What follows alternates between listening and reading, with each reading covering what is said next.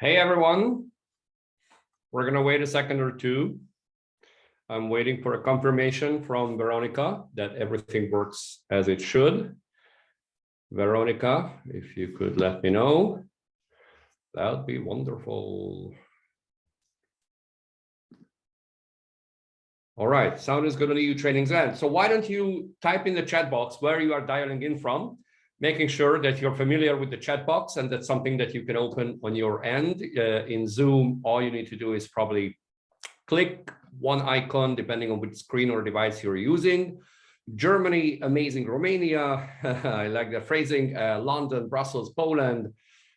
What else do we have? Iraq, wow, that's pretty exciting. Iraq, I don't think we've ever had anyone dialing in from Iraq.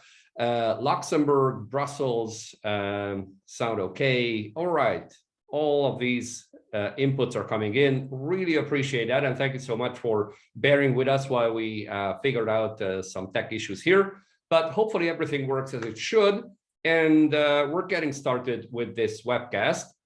The date of which, as you can see, was meant to be last week, but again, life planned otherwise.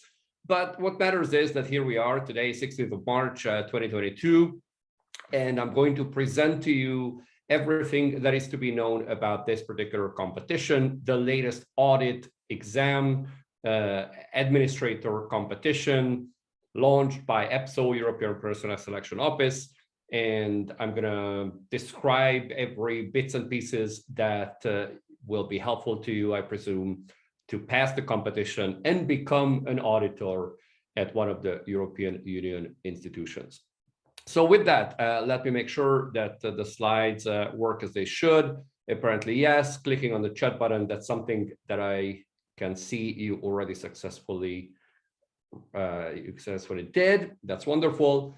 Sound check, normally it all should be working fine, and you have all the necessary equipment in place. If there is any concern about the technical side of things, Veronica will be happy to help you bilaterally, but most often you need to restart the device or open Zoom in another browser or another device, and that should fix most problems.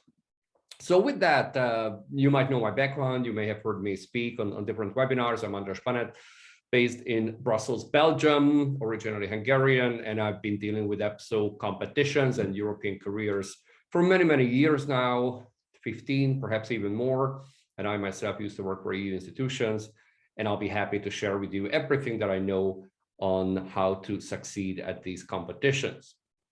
In case you missed something, you will receive within a day of today's event, the transcript will not take a day, that will take a little longer, but you will receive the full recording, you will receive the presentation and the slides, and then the transcript, as I mentioned before, that's going to take a couple of days, but that's going to be uploaded to our website and will be made available as well. So with that, we'll just say a few words about our company. If this is new to you, if you have not been working with us or have not been our client or partner so far. And in the meantime, if you have any questions or any comments, please feel free to put that into the chat box. I don't expect questions or comments about our company, but I do anticipate questions related to the audit competition. So just in a few words, we are the largest EPSO preparation provider in Europe, or for the world, for that matter. I'm not aware of other such providers outside of Europe. And we have an amazing community that placed their trust in us over the many years. Over 100,000 users have been using our services one way or another. Thousands and thousands of them are EU officials now, or they use our services for their career advancement or for their getting or landing a temporary job. There's a great and vibrant community on Facebook, over 56,000 members or likers, if you will, which you may wish to join if you are on Facebook, with many, many groups. I'll say a few words about that in the end. but there are also dedicated Facebook groups for every competition, including this one, that you may wish to join, because there is a lot of information sharing happening there as well in terms of exam updates and similar news. And then in terms of what we offer test packages. We have over 25,000 questions in our database in 24 languages when it comes to verbal reasoning, but then thousands of questions on EU knowledge, on verbal, abstract numerical reasoning, and a host of other tests and exams and resources. Millions of these have been used to generate tests. And then we also have a wealth of webinars, over 100 hours. We may need to update this slide and say over 200 hours, because the offering keeps growing. And these are all available as recording and sometimes as live training sessions. And there have been, again, thousands of participants who've taken part. I'll be happy to share with you a special exclusive offer for those of you who are here at the live session, or those of you who may watch this within 2 days. It's going to be time bound and will be limited to 2 days. Again, something we are happy to share with you, and then you can peruse it to get packages that we offer online for your exam preparation. So with that, let's get started and take this step by step. So what I'll do is describe pretty much the entire application process and make sure that you can follow each step and see what you can do on your end and what caveats or what sort of pitfalls you need to pay attention to avoid, and what are some good tips and best practices we advise you to consider. And again, with that, ask questions at any point. We'll start with the very basics. All of the core information is in the notice of competition.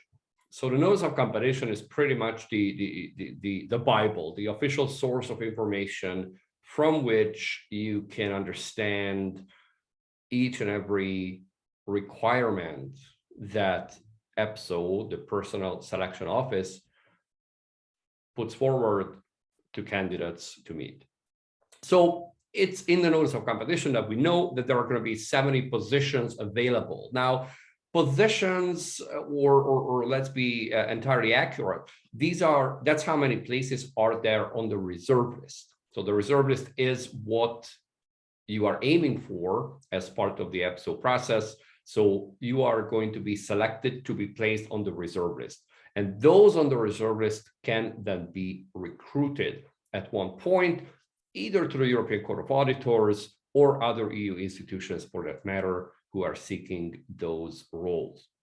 So there are 70 places on that reserve list, and the vast majority of those on the reserve list are going to be recruited, and those who are not, that's more the exception, and it's often because of the candidates' life circumstances will have changed by the time they are offered an employment, not because there aren't really opportunities inside the institutions.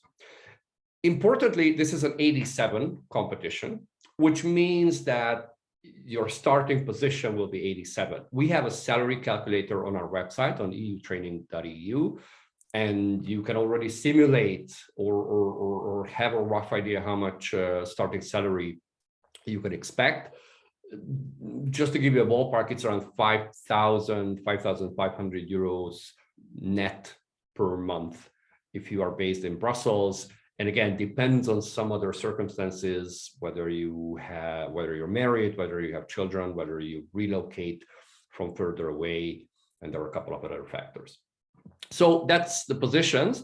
In terms of deadline, pretty clear, already upfront stated, 12th of April. Do not miss it. This is non-negotiable.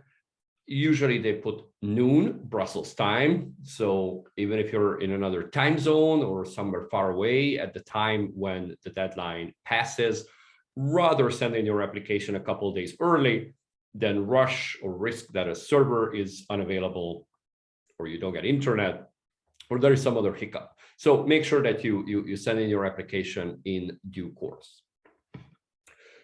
Very first and most basic question, are you eligible? Can you be selected to take part in the series of exams that EPSO requires of you. So eligibility has essentially two parts. The first one is the general eligibility. That pretty much means there are general conditions, essentially three conditions. One is you need to have an EU passport. So one of the EU 27 member states' passports, you need to be a citizen of the EU. Number two, you need to have completed military service if that's a requirement in your particular country, meaning in the country of your citizenship. And there are quite only a limited number of EU countries that still require military service. I think it's Greece, Spain, and perhaps some others. But then again, this condition needs to be met. And then number three, you need to meet the character requirements of the job. So that pretty much means you're not a criminal. So this is not rocket science for most candidates, and this is really just the basic formality to be eligible. And then there are a couple of other parts for the eligibility which are related to you personally, and it depends on what background you have, academic background, in terms of what degrees or university qualifications you have, and how many years of work experience you have gained. That's something we're going to look at in a moment. When it comes to languages, rules are not particularly complicated. Yet it's important that you understand the role of language 1, language 2, and try to optimize these languages if you happen to speak multiple languages. So what happens here is there's a so-called language 1 in which many of the exams are administered in.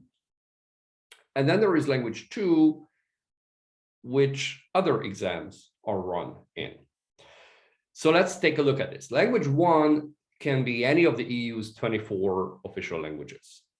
So this is pretty much mother tongue level, but they're not going to say it's your mother tongue because it's not linked to your passport or your country of origin.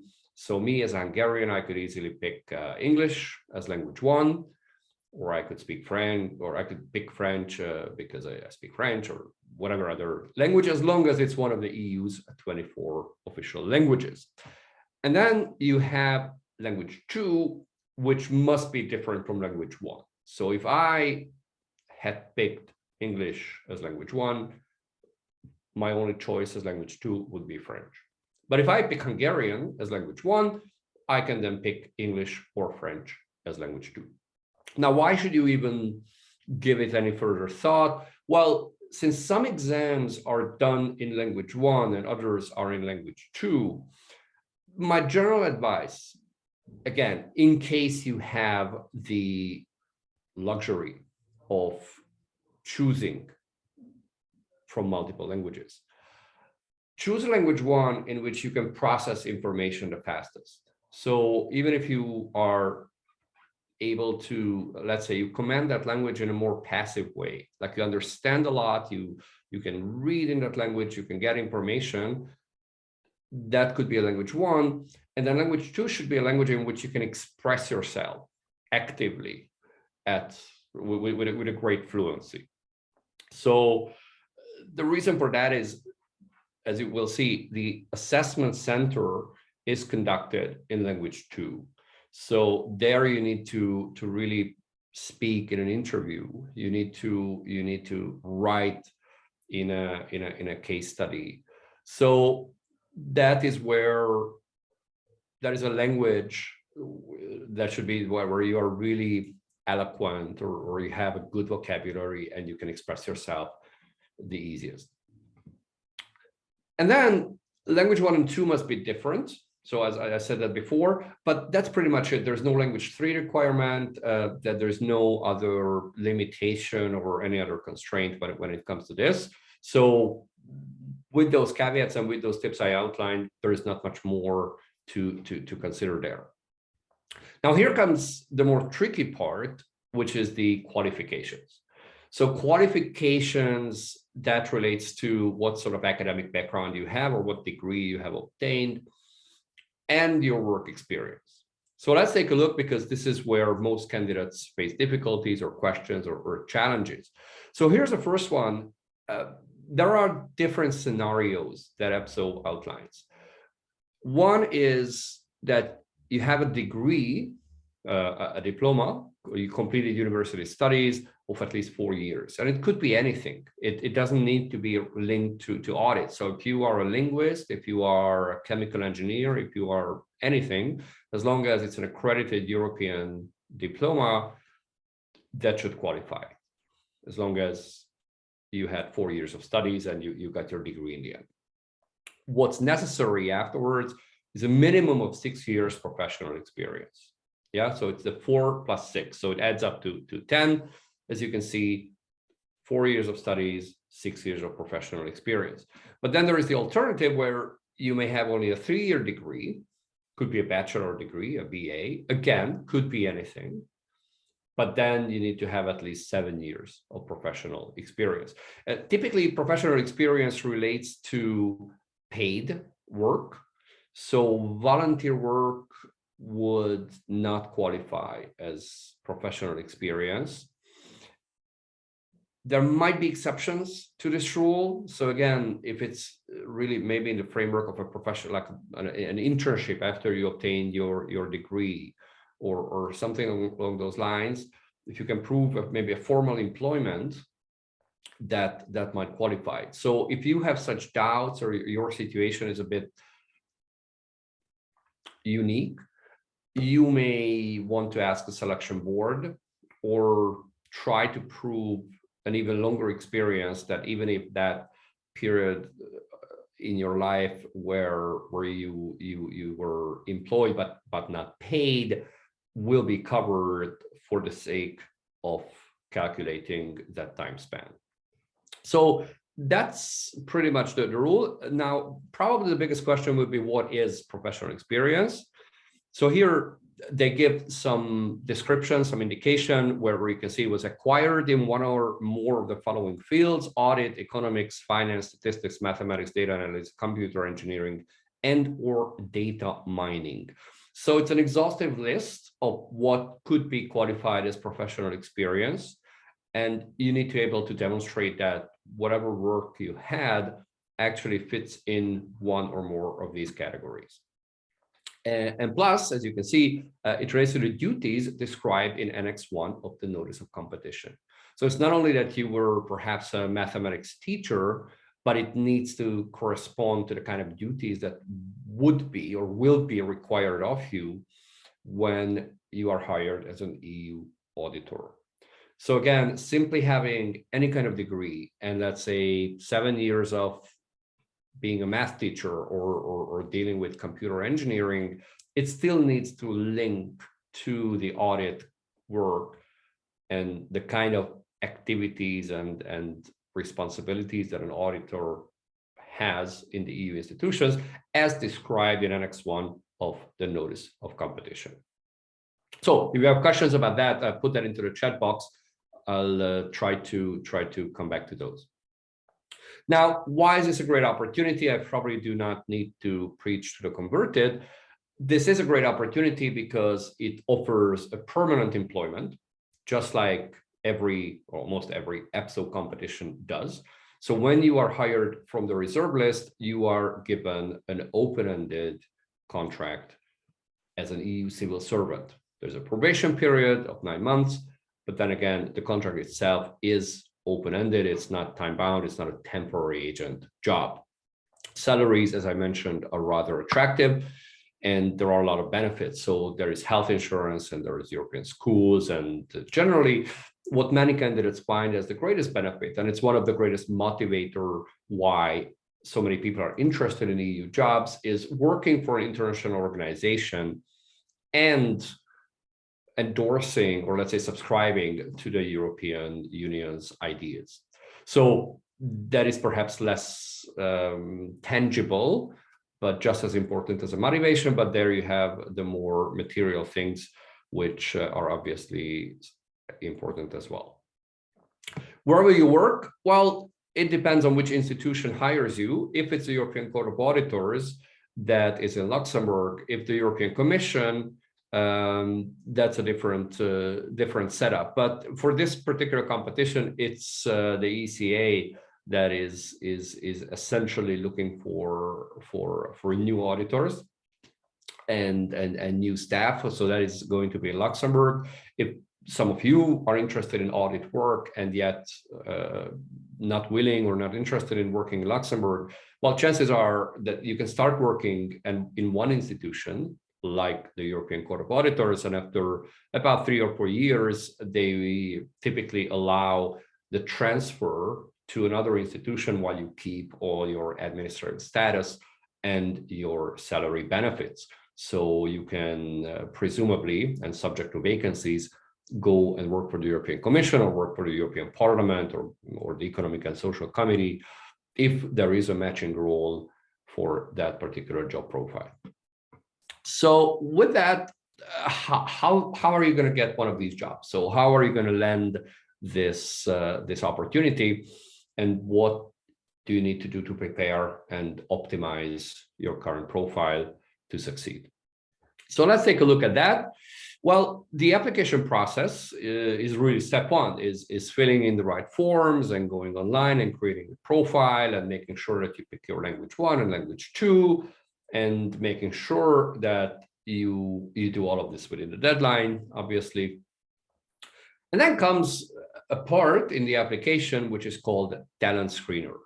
So Talent Screener, and I'll say a few words about the Talent Screener, what it is not, how you can optimize your answers in the Talent Screener, and make sure that you get to the next phase in the competition.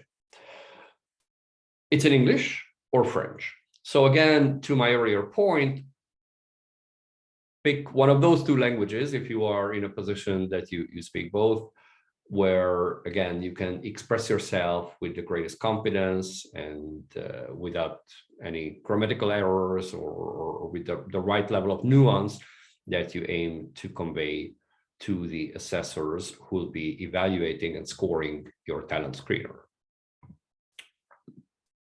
And then, well, do this within the deadline, I mentioned that.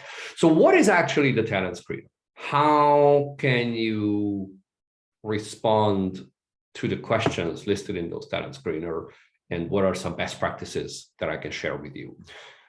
Let's take a look. The Talent Screener is a question and answer form where you get a certain number of points for each of your answers, depending on how well it corresponds to the question and how much you can prove your cause, or how well you can prove that you match the criteria that they are looking for, and making sure that the assessors see that, yes, your profile, your background, your experience is truly relevant for this particular competition. So the way it's scored is each of the questions tend to get a certain score value, usually between 0 and 4. And then depending on how many questions there are, usually 7 or 8, sometimes a bit more, sometimes a bit less, they would add up the scores, and then there's a theoretical maximum. So suppose there are 10 questions, and then each question is worth 4 points. That will be 40. So then they will see how many points you gained. They do a ranking among the candidates, and those with the highest scores will pass to the next phase. So it's obviously in your interest to optimize your scores and make sure that you get as many points as possible. So let's see how you can actually do that. How do you optimize your points? Well, a few tips. The first one is you are advised to try to answer yes to as many questions as you can. Certainly be truthful and make sure that you are not distorting the truth, you're not making up stuff, absolutely no lying. Make sure that you are truthful, yet every experience that you have may be relevant or presented in a way that truly corresponds to that question. So even if you're hesitant saying, oh, do I have that kind of experience? And then you say, yeah, I actually worked 2 years on a project which kind of fits in that particular framework that they are asking about. And then you can present that in a way that will hopefully be persuasive, that the assessors say, okay, it's perhaps not worth 4 points, but it's worth 2. And that's already a step forward. That already should help your cause and making sure that you gain as many points as you can. And then concrete versus abstract answers, a very common mistake that we see among candidates who need to fill in a talent screener is that they would often be very abstract in their answers. So if you say, I worked on numerous projects with an international angle in Europe dealing with large budgets, I just said nothing.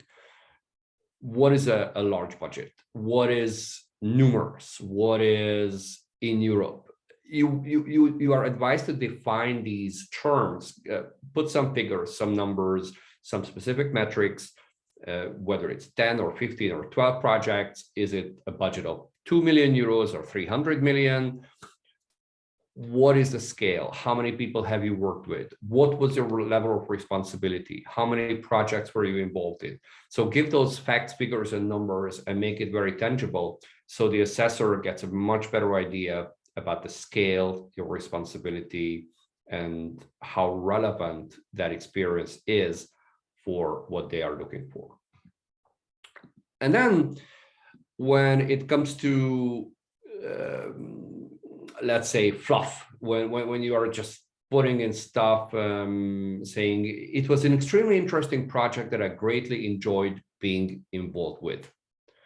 These are not the kind of sentences you're supposed to put in a talent screener. So a bit Telegram style, a bit to the point, making sure that you are really just mentioning there things which are evidence. So things that are helping build a narrative that, yes, this is the kind of research I was involved in, or this was my task as an internal auditor in company so and so.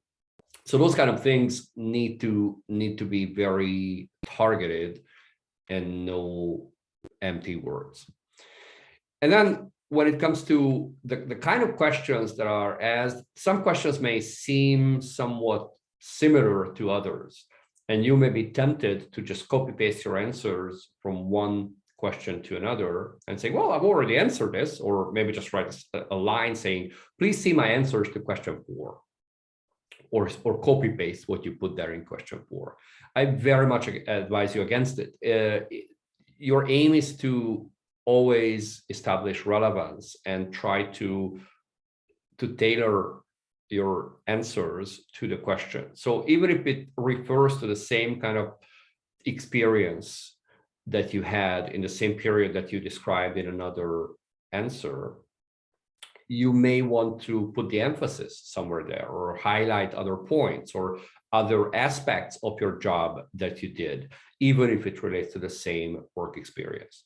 So make sure that you carefully think about each and every question and answer and provide concrete and real information there. Readability is a very important part in a talent screener. So the layout, the way you present the information with bullet points, maybe subtitles, or just a visual representation is really crucial, because the evaluators, the assessors who are reading that talent screener, well, usually they have very little time. They may need to look at dozens, if not hundreds, if not thousands of talent screener replies.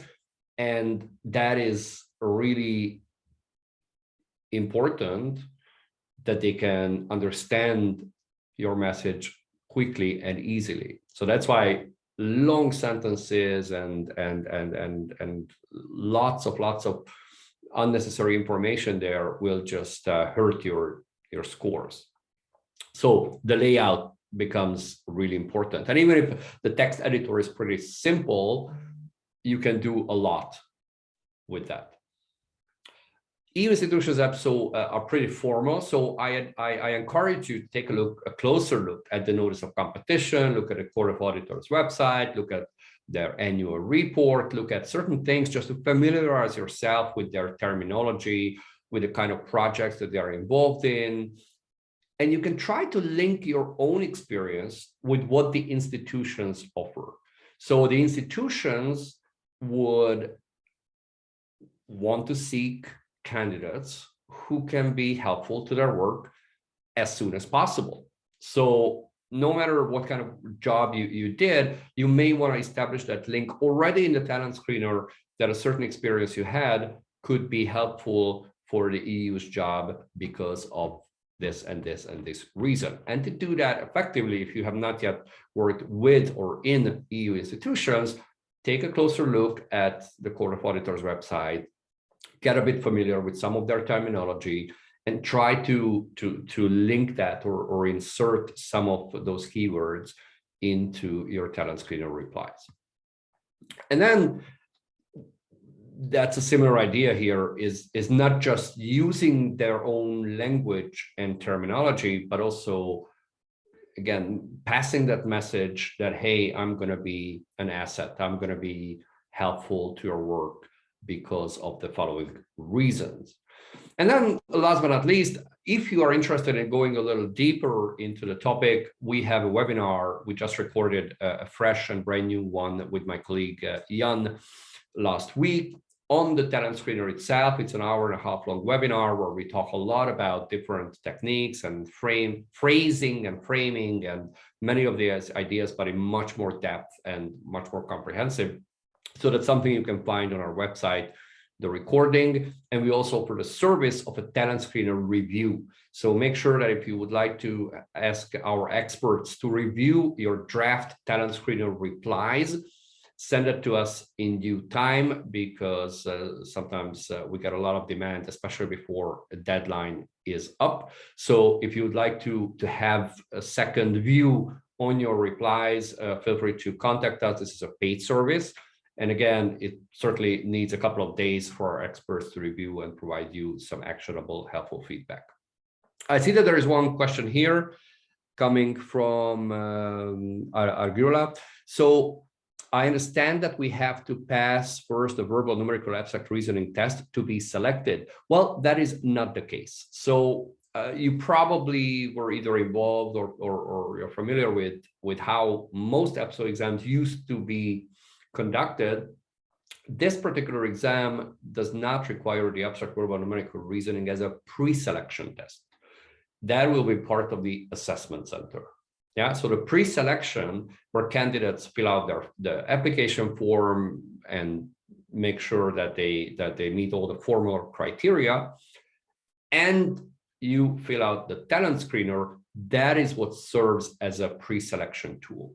So whether or not you get to the next stage, which is the assessment center, and something I'm going to discuss right now, that depends on essentially the talent screener and meeting the formal criteria.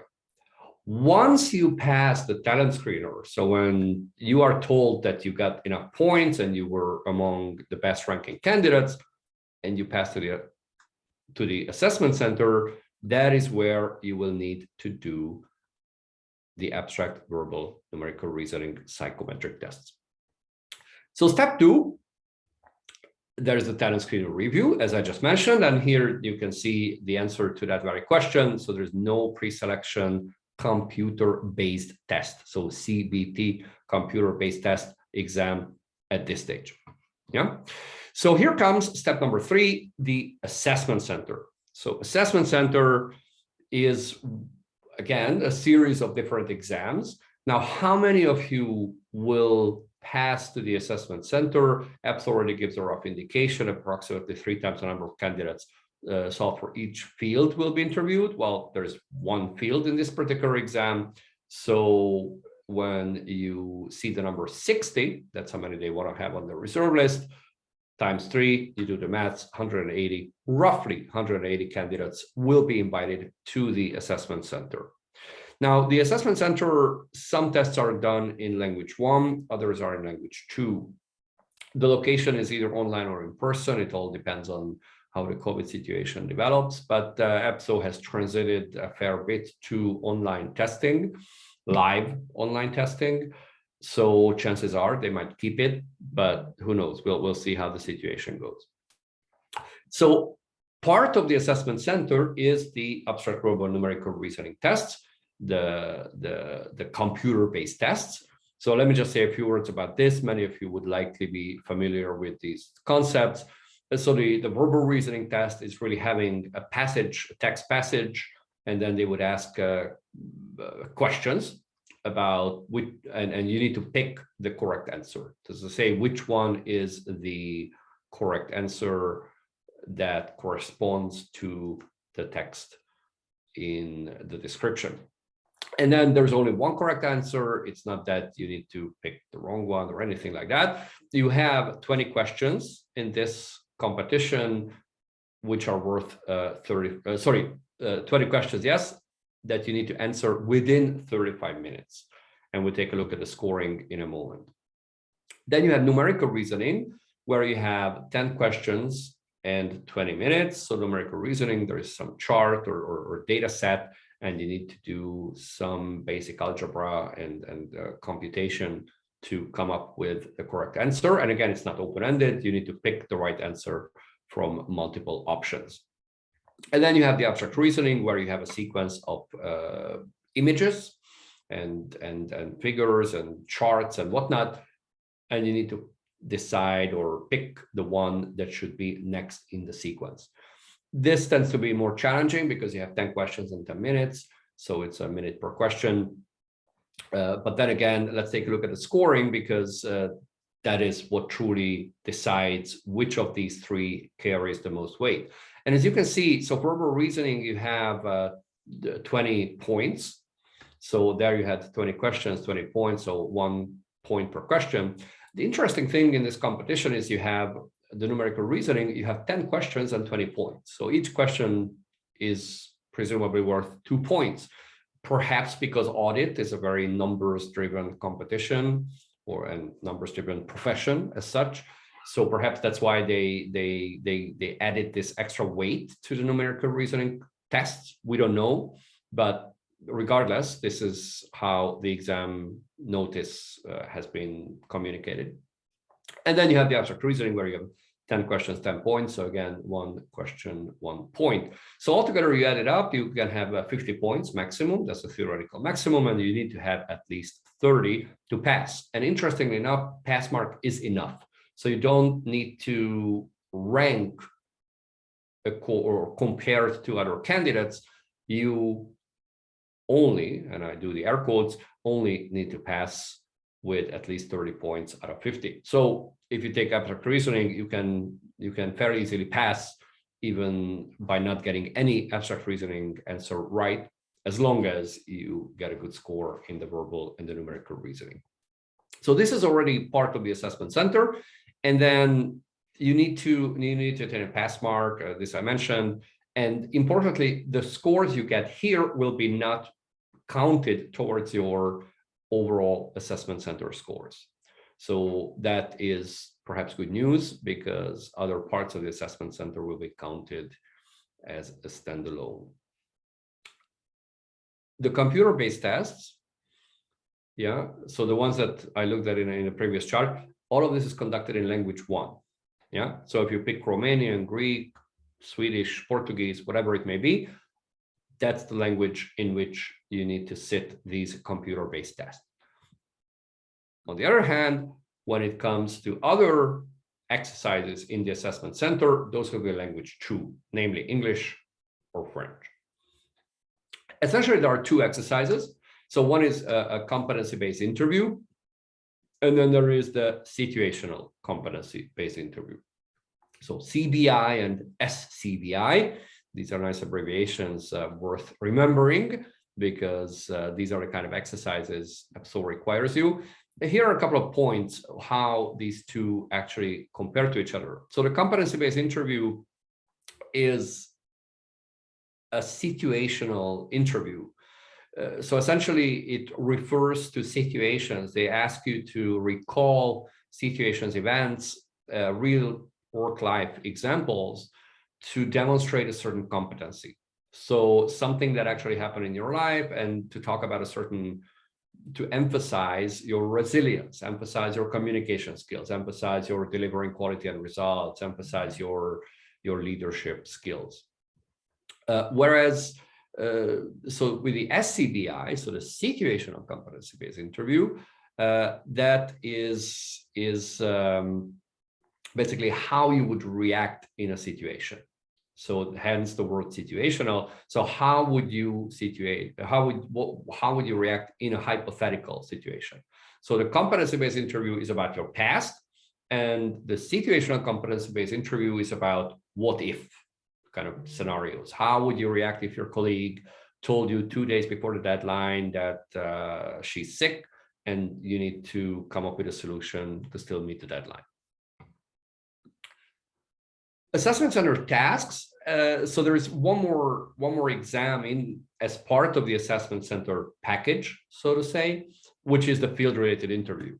It's pretty clear and understandable that they would have this kind of exam where they want to make sure that you know your stuff, that everything that you declared based on your professional experience and your background and the talent screener, it's at the assessment center, at the field-related interview, that they would probe you and make sure that you know the actual subject matter of the competition.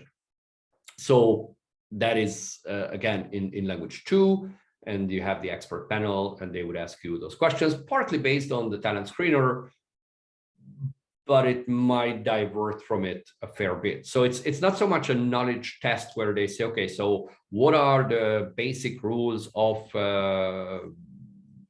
whatever. I'm not an audit expert, so I can't even make up a great sample question, but they would not ask you about a specific knowledge piece of your sector or industry, but they would try to check how well your work experience relates to the task that you will be required to perform. And then just to wrap it up, so how is the scoring actually happening there? Well, when it comes to the competency-based interview, CBI, and the situational competency-based interview, SCBI, that's where they test your competencies. There are 8 competencies that they want to evaluate overall, and each is worth 10 points. So overall, you can get 80 points. And then you need to have at least 40 points. So this is your skill set. And it has nothing to do with your qualifications as an auditor, whether you're a good workforce or not, or what exactly happens. Then there's the other part, which is your knowledge. So that's where your suitability for this kind of role, where the field-related interview is scored on a scale of 200, and then you need to have at least 120 points to pass. This is not necessarily enough. As you can tell from my earlier descriptions, you have 3 times the number of candidates than the number of places on the reserve list. So these are the objective best marks, but there you have the ranking side where you are compared to other candidates, and you need to be among the top 60, essentially. So those who get the highest score will eventually make it to the reserve list. And then as a final point, if all goes well, and hopefully it will, you have those 60 places on the reserve list. Reserve list has a validity, usually 1 year, but it's often extended, or for specialist competitions like this, it can go to 2 or 3 years. So that's the time frame during which you need to be hired, and recruitment typically happens much faster. But then again, that's the legal deadline or framework. And then comes the actual recruitment. When you get to that stage, we have a webinar called How to Get an EU Job Once You Are on the Reserve List. So that could be a relevant piece to say, okay, I'm on the reserve list. Now I really want to get that job. Okay, I see there are a couple of questions coming in. So before we get to the how to get the job, let me peek at my device here that Veronica is kind enough to feed many of these questions. So what will be examined in the eligibility check for professional experience, number of years or nature of duties? Well, here it's essentially, well, there's a number of years. Yes, there is this formal part where they need to count that, do you truly have that 6 or 7 years of experience that you claim you do? So it's based on declaration. Documents are usually not requested at that stage. So it's not that you would need to send in employment certificates or anything like that. It's usually actually at the time of employment. So not even in the whole EPSO process, but often when you are actually hired and you need to give in your declarations to the HR service. So make sure that all your paperwork is right, because you don't want to have any trouble later on. And then in terms of what is the question? So the nature of the duties. Well, the nature of the duties is essentially checked inside the talent screener. That is what the talent screener is for. So you simply saying, I was an employee of PwC for 8 years, fine, you know, that's it. Now, what was the nature of your duties? Maybe you were the janitor. Well, that's a different story. So the talent screener has to be the one where you truly make those declarations as to what exactly you did. Did you deal with this kind of work? Did you do with that kind of work? And you make those declarations. All right, the total number of applications made available. Is the total number of applications made available by EPSO? Usually, yes. So usually they would disclose that information after the deadline, obviously. So they would say, or they might say in this case, that you have 1,500 applicants, or you have 800 applicants, or 5,000. So usually they would communicate that. Now, EPSO is a little random sometimes, so they may not do it for every competition, or they may have changed their policy and they might not do it anymore. So we don't exactly know, but typically they communicate that. All right. The documents that accompany the application can be language 1 or have to be translated in the common language like English. Most often these would be, it would be enough to be in any of the EU's 24 official languages. So if you got your degree in, I don't know, Bulgaria or Latvia, doesn't matter. So normally they would have a list of titles that are universally, well, EU-wide accepted, or they might require the language services to help out, but typically you would not need to translate that or have it translated to English. Do all assessment centers all over the world provide CBT services in all the 24 languages? Well, we cannot really say assessment centers all over the world, because there is one assessment center which is in Brussels or Luxembourg. And then you have the online assessment center, which is essentially, they would send you the link and it's a video call. You don't really have assessment centers outside of these two venues, so Brussels or Luxembourg. What you might have in mind is, so EPSO has a contract with a company named Prometric, and they run test centers around the world. And typically those would be the places where they would provide a secure, in the sense of you cannot really cheat their computers. So you go there, you identify yourself, there is supervision and all those necessary measures. And that's where you could presumably sit the computer-based tests. Now, we don't exactly know whether it's going to be available worldwide. They actually have a worldwide network. So if you happen to be, I remember someone mentioned you're in Iraq, I have no idea whether they have a Prometric contractual partner in Iraq. Who knows? They might, but sometimes they limit that to Europe. So the test centers might be in European capitals and some large cities in some large European member states. And then you would need to go there at a specified date and sit the computer-based tests.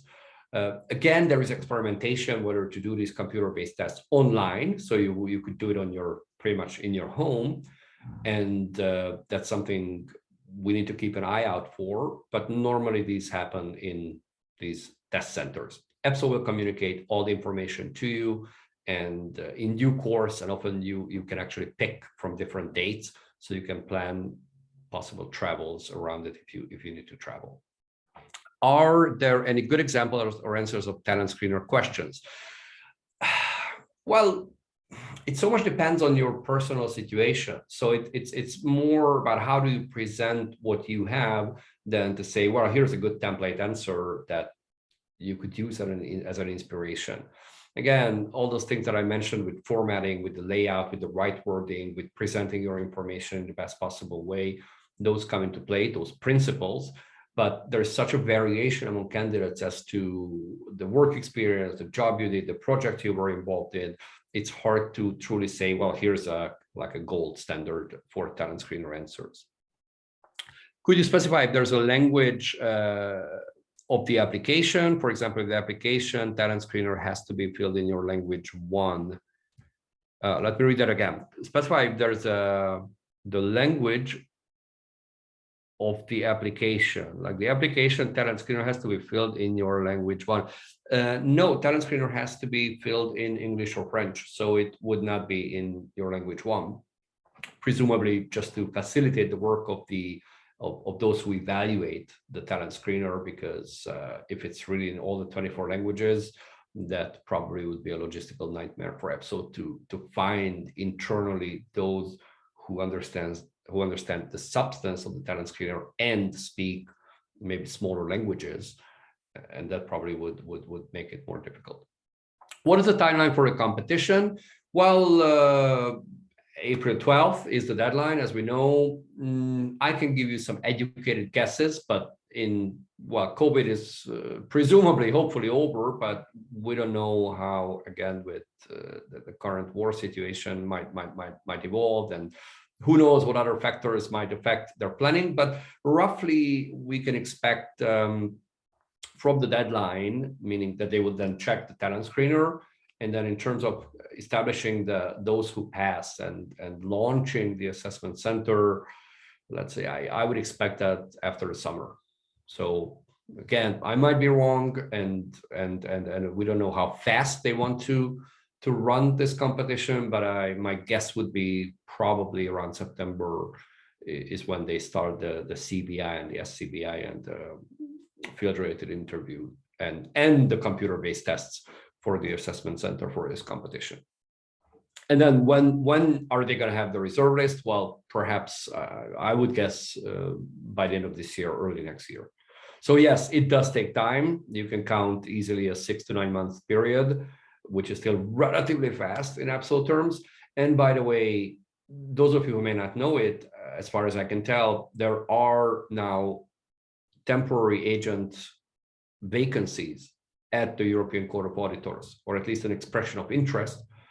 And that might be an interesting thing for you to check out, while also being enrolled in this particular competition. And then, so there's no pass mark for each of the 3 CBT, but just a combined one. Yes, that is correct.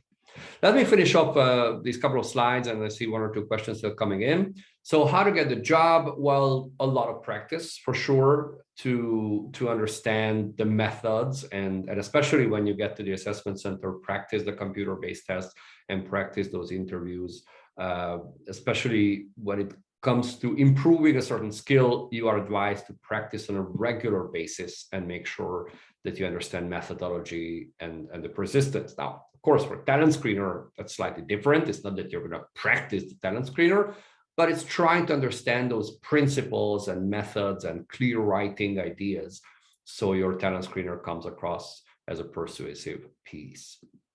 And then we are here to help you with all of our services, with simulated practice tests. We have all 24 languages covered for the computer-based tests. So, I mean, for the verbal reasoning. So you're welcome, whether you speak Maltese or Latvian or Finnish or any of those languages which might be somewhat harder to practice verbal reasoning in.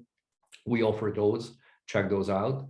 And then really a lot of webinars, a lot of free webinars, some paid webinars, also live events where you can have more interaction on all these topics. And then there are ebooks, and there's personal coaching and training sessions that we run on a continuous basis for the CBI, the SCBI, even on talent screener occasionally, and all the rest. And then there's the EPSO community on Facebook that I mentioned earlier that you might want to check out. You might want to take a look at the books that I authored or co-authored. And then I leave it up for a second, the discount code, the 20% discount code, where you have the code Audit22, which gives you 20% off all the online services that we offer, so practice tests and webinar recordings. It's valid for 2 days. So I think there's only one question actually that I haven't, maybe two questions that I haven't covered yet. So is there any internal pass mark out of 10 for each of the 8 competencies, or just a general 40 out of 80? There used to be a pass mark of 3 per competence, but I don't remember, don't recall actually that this one was kept for this competition. So as far as I know, there's no pass mark per competency, but it's the overall 40 out of 80 that they require. Is the SCBI, so the situational competency-based interview, is it computer-based? Well, computer-based to the degree that it's run online these days, with the caveat that it might happen in an assessment center post-COVID. By the way, then they would cover your travel expenses and accommodation. So in the name of equal opportunities, this should not be a problem. But online, in the sense that it's a live online discussion, it's not computer-based, as it's not automated. It's not on you log in and do certain stuff online. What are those 8 competencies? Is it listed somewhere? Yes. So it's clearly communicated, and you can easily find it also on our website, also on EPSO's website. So it's communication, it's delivering quality and results, it's analyzing and problem solving, it's leadership, it's resilience, it's accuracy. I don't remember exactly, but anyways, I don't want to be caught out here being or not being able to list all 8, but you can find that. Maybe just one word. There's one competency which might struck you, which is leadership. And leadership is not management skills. It's a competence that they're looking for. It's about taking initiative. It's about showing, let's say, motivation to a team or to colleagues, even those who are on the same level as you. So it's not a requirement that you need to have any management or people leading skills, but it's really more leadership in a more classic sense. How long does it generally take from the announcement of the successful applicants to starting of the assessment center? I'd say sometimes about 2 months, but then again, if there's a summer holiday in between, that can disrupt it. A lot depends on their own internal planning. There's a lot of backlog at EPSO from previous competitions that were held back because of COVID. So again, that could play a role. So a lot of things go into this whole logistical challenges. All right, and maybe the last one up here: is there any other institution you'd like who would like to recruit after a successful competition, or are you blocked by ECA, the European Court of Auditors? Well, this competition seems to be very much geared towards the European Court of Auditors. So there might be some interinstitutional agreement, formal or informal, between the EU institutions, where they might say, well, for this particular competition, only the Court of Auditors can pick candidates and employ them. Now, again, having passed a competition and being on the reserve list generally makes you eligible to be hired by other institutions as well. So if, let's say, the Court of Auditors says, well, given our current situation, out of the 60, we hired 50, there are 10 people still left, but we don't have intention to hire them.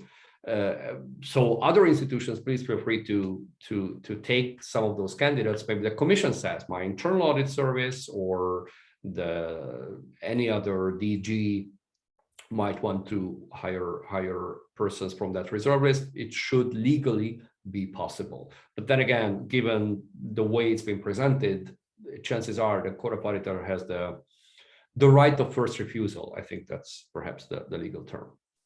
Voila, with that, let's conclude. And thank you so much for being here, for listening to my presentation and the ideas, which I trust were helpful and useful. And certainly this is just a start of a long journey. We are here to help you, and myself and our team is really there to assist you in your preparation.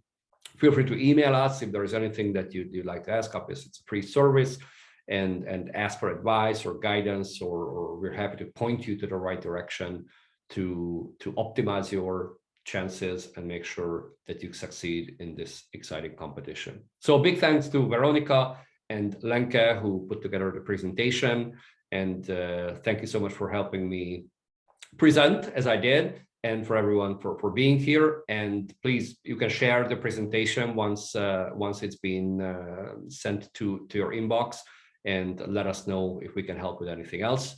Wishing you good luck, and keep us posted if you succeed. Thanks, and have a nice day.